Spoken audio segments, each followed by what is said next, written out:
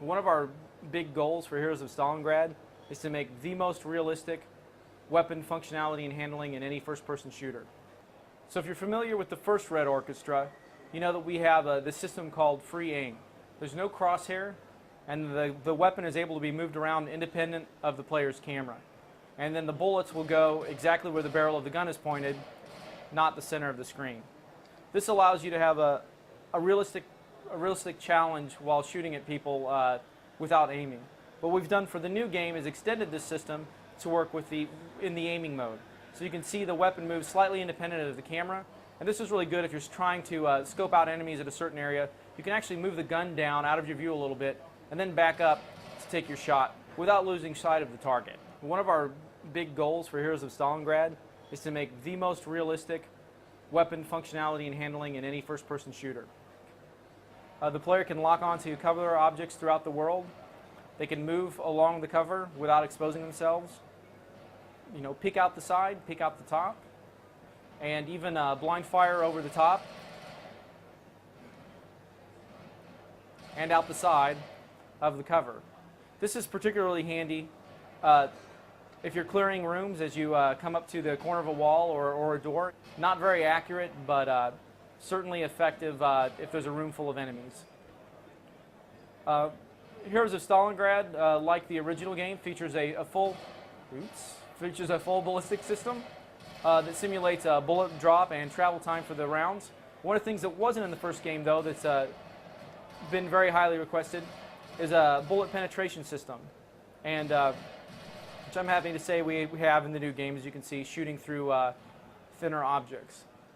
Another feature that we've added to Heroes of Stalingrad, in the original Red Orchestra we had a sway system when you went into aiming mode. Sort of moved your gun around like this.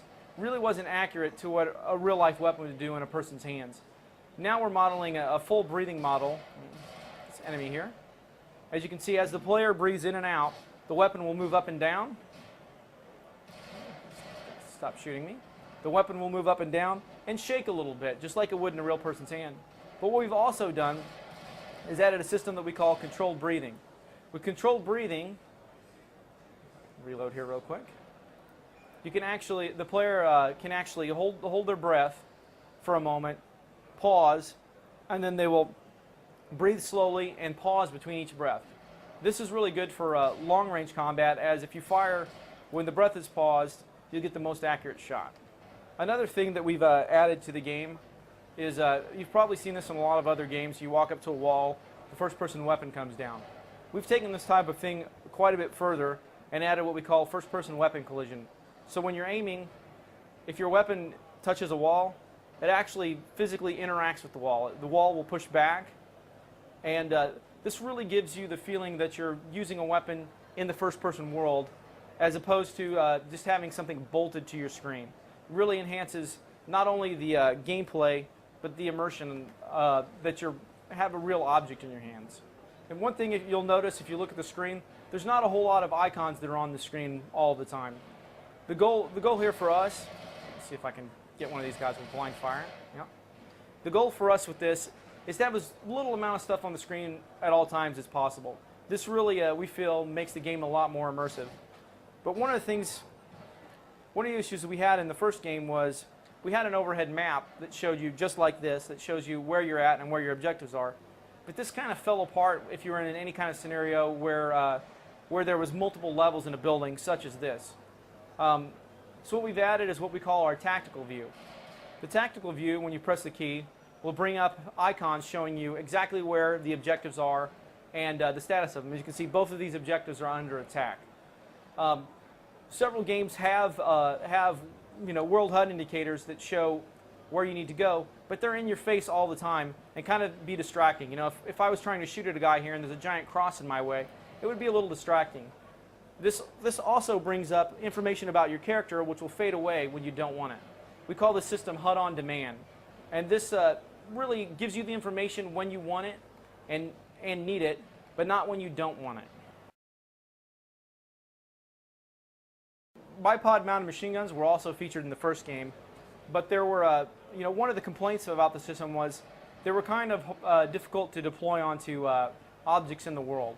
So we've With the new game, we've made a lot of improvements to the system to make this very easy to use and make the bipod machine guns a lot more useful.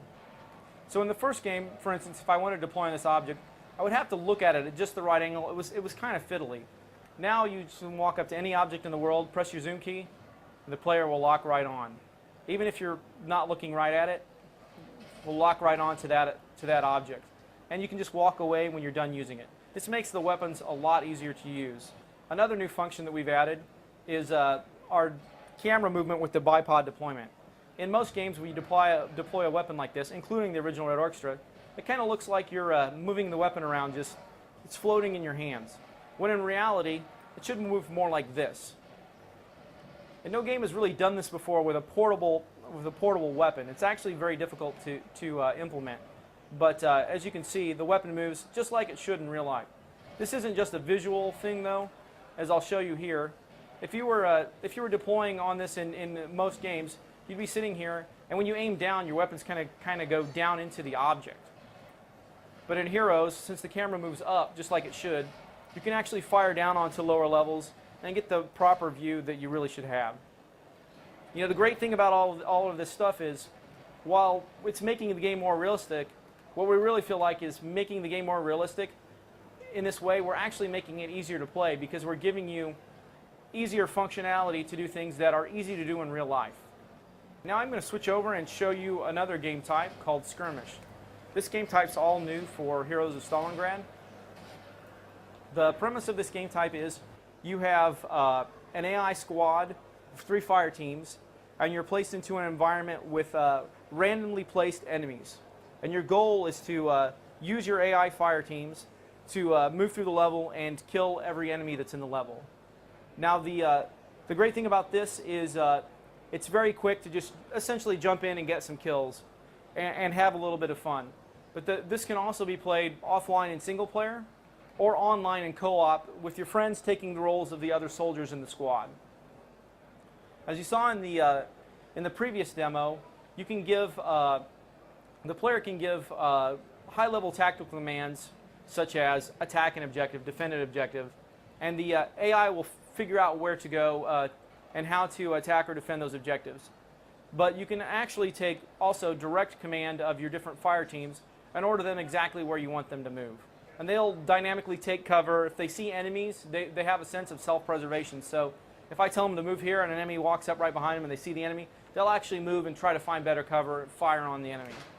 So what I'm going to do here is try to get my machine gun fire team to give me some covering fire there as I move through the inside of the building.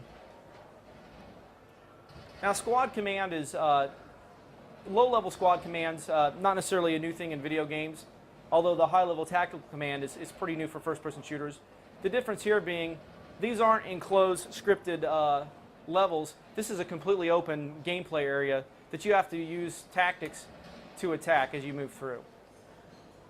And what I'm going to do here is attempt to move through the top of the building while my AI fire teams clear the ground floor.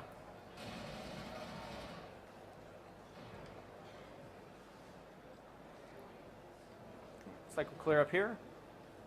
Assault team downstairs.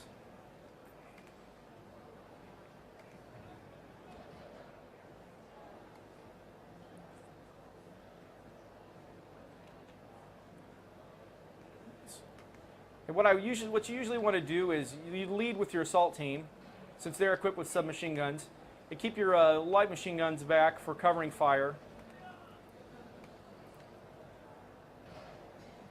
And your rifle teams are also better used for long-range fighting, particularly outdoors. As you can see there, my assault crew moved up, cleared out the German downstairs.